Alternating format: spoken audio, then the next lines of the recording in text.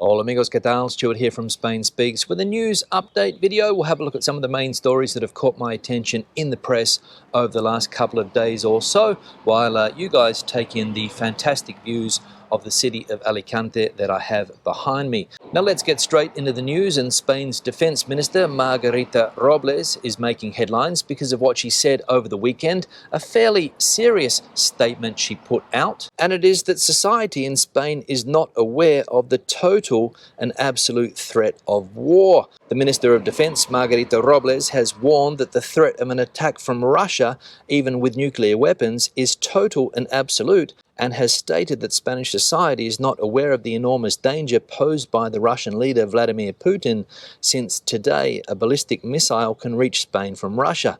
I would like to call attention to Spanish society because sometimes I have the perception that we are not aware of the enormous danger that exists at the moment, and not only in Ukraine but also in Gaza and the Sahel, where I am very pessimistic about the situation, the minister said in an interview in La Vanguardia. So there we go. And as I said, a fairly serious statement from Spain's Defence Minister, Ms. Margarita Robles, in her words, is very pessimistic about the situation at the moment, that threat of war. Because let's be honest, Mr. Putin is making threats. In the States, you've got people making threats as well. I heard some very serious comments from one of the potential election candidates this year in the States, and of course Europe under the threat of Mr. Putin and company. And according to the Defence Minister, Spanish society is not aware of the threat. Now, the second piece of news we'll look at today, an irrelevant story given my current location here in Alicante, and it's all about Spain's water woes and what are the solutions for the future. And as we can read here, desalination, water transfers, more reservoirs, or less irrigation is the question being posed. How to prepare a country for chronic drought. The rains of the last few weeks have partly alleviated the water stress in some parts of Spain, especially in the west of the peninsula. However, the situation is still really bad in the Mediterranean area. A large part of Spain suffers cyclical periods of drought, which has meant that the country has been preparing to rely on reserves and alternative sources. But what the expert analyses used by the government to tackle hydrological planning, which is carried out several years ahead, point to an increasingly worse situation due to climate change. The forecasts, warns the Ministry for Ecological Transition in its planning, indicate that there will be a reduction in water availability in the future, as well as a greater frequency and intensity of extreme hydrometeorological phenomena such as drought and floods. So there we go, another pessimistic story when it comes to the water issues in this country. And what is the solution? Desalination, water transfers, more reservoirs, or less irrigation? Those are some of the questions being put forward at the moment by the ministry in question, the Ministry for Ecological Transition. So do they have a plan to fix Spain's water problems? I don't know, but I sure hope so. Now, the next piece of news, and also related to water, and it is that filling of private swimming pools has been banned in the south of Spain, but hotel, registered tourist accommodation, and public pools are allowed. A restriction on the filling of private swimming pools with potable water is to be maintained in the Andalusia region in the south of Spain this summer. The decision of the Junta Regional Government's Drought Management Committee on the filling and refilling of swimming pools for this summer was long awaited and had been demanded by different sectors, in particular by the Malaga Association of Property Administrators, who warned that the various regulations and decrees, both health and environmental, at a regional and local level were contradictory, leading to legal uncertainty and conflicts within and between communities of owners. The committee's decision will, however, need to be ratified with the publication of a new decree in the coming days. So there we go. The governments in the south of Spain have finally reached an agreement, and they have decided to ban the filling of private swimming pools. But if you are in a hotel or registered tourist accommodation or a public pool, if you have a public pool in your area, no problems, they can be filled. But the rest, no. And as we saw, there was a dispute down there. There was contradictory information, and now finally it has been sorted out. So hope that helps people with property in Malaga. And the final piece of news, and Spain's former king, Juan Carlos I, has left Sanxenxo after 5 days on his first visit of the year to Galicia. The emeritus King Juan Carlos I left the Pontevedra town of Sanxenxo this Sunday after spending 5 days in what has been his first visit to Galicia to participate in the regattas. Shortly after 4:10 p.m. and sitting in the co-pilot seat, the former head of state left the house of his friend Pedro Campos, where he usually stays on his visits to the Galician town, greeting the media who were standing guard to wait for him. He then boarded a plane to Geneva, where his daughter Infanta Cristina lives, before returning to Abu Dhabi, where he has lived since leaving Spain in 2020 due to the investigation into his tax irregularity. So, former King Juan Carlos I back in Spain.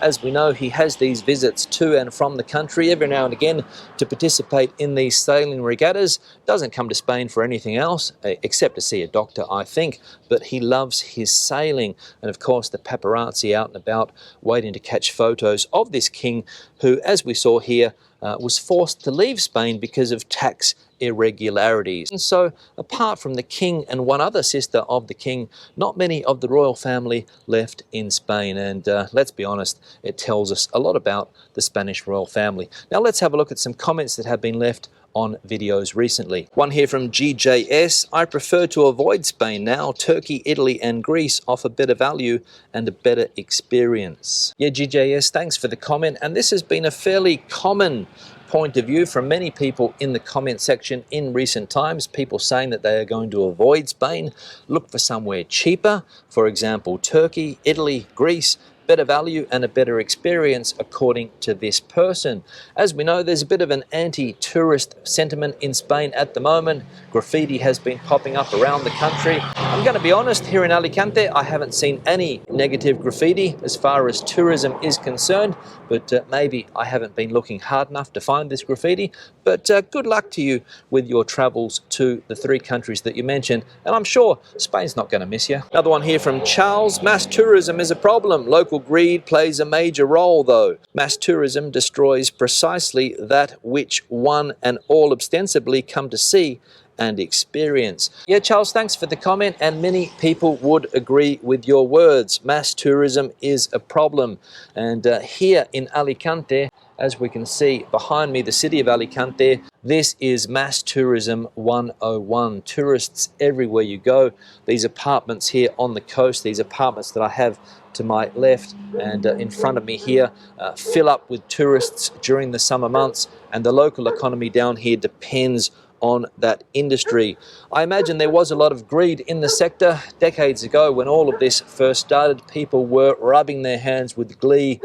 Their pockets were filling up with all of the cash they were getting from the mass tourism model, which not only here in Alicante, but in many parts of the country, the mass tourism model is what Spain has looked for. One here from Michael: if people like Spain, they will holiday there, but there are many other places to holiday and cheaper than Spain. You pays your money and you make your choice. Yeah, Michael, thanks for the comment, and a similar opinion to the first person that we saw today. People will go to other destinations if they don't like it, but if they like Spain, they will come here. And I'm sure that this country is going to fill up this year, next year and the year after with millions and millions of people, because it's not only Europeans that come here, people are coming from other international destinations, people coming from the States. Spain has become a very, very popular place indeed. So if you like it, you come, you spend your money here. If not, go somewhere else. One here from Barry: I found the Spanish very polite here. I found them to be lovely people. Yeah, Barry, thanks for the comment, and I'm going to say that in general, the Spanish are a fairly nice group of people. There are some people, as we know, that don't like tourists. There are some people that don't like foreigners invading their country, as they put it. But in general, I'm going to say that the majority of people here do welcome people with open arms. Business owners especially, if you have a business and you want people to come in and buy your drink, you want people to come in and buy your food, you have to be friendly. Hotel owners also need to be friendly because they want people to come back year after year after year. So I would agree with Barry here that in general, the Spanish people are a friendly mob. One here from Warren. I have a second home in Andalusia, so maybe I'm contributing to the problem. My answer to the climate change issue is to enjoy the summer in Scotland and come to Spain when it is around 23 degrees in spring and autumn. Yeah, Warren, thanks for the comment, and I don't think that you are contributing to the problem. You have a home here, you obviously pay taxes in the country, so you are quite entitled to come and enjoy your home whenever you want. And I imagine if you've been coming here for a few years, you feel like a local, and that's the way that you would act in the country, not getting up to any of the shenanigans that some tourists get up to, I don't think. And you're right, enjoy the mild summer in Scotland, and then when it starts to get too cold there, come down to Spain and enjoy the 23-degree temperatures on the sea, which is what I'm doing currently. One here from Brady. Love this town. Kind of reminded me of Cuenca. Seemed a bit expensive though, except for the parking. Yeah, Brady, thanks for the comment, and obviously referring to the town where I spent the weekend in Albacete called Alcalá del Júcar, which was a fantastic little town and well worth a visit. Was it a bit expensive? I don't think it was. The accommodation was around 50 euros per night. To eat a la carte in a restaurant, we paid around 25-30 euros per head, with 2 bottles of wine included in that price. So I don't think that was expensive. Again, a 3-course meal, starters, mains, desserts, wine, water, a beer to begin with, around 130, 135 euros, working out at that price. The parking was reasonably cheap, 24 hours for 3 euros, can't complain. Another motorbike, noisy. And there was a little bit of a similarity with Cuenca. Of course, it is on the Júcar River, which also runs through Cuenca. So you're right, there was a bit of a similarity, I would say, with the city of Cuenca, although Cuenca a lot bigger. Now, on that note, I'm going to wrap the video up. Questions and comments, please leave them in the section below. Hope you have enjoyed the fantastic views from Alicante here. Not sure exactly what this town's called, but I must say the views are fairly decent, with the planes going overhead here, the airport just down the road. So all of those people that have come into Alicante or are leaving Alicante today, have a good trip. Questions and comments, please leave them in the section below. If you have anything to add to the conversation today, the comment section is the place for you. Give the video a thumbs up if you liked it, thumbs down if you didn't. I'll see you in the next one. Hasta luego from Alicante.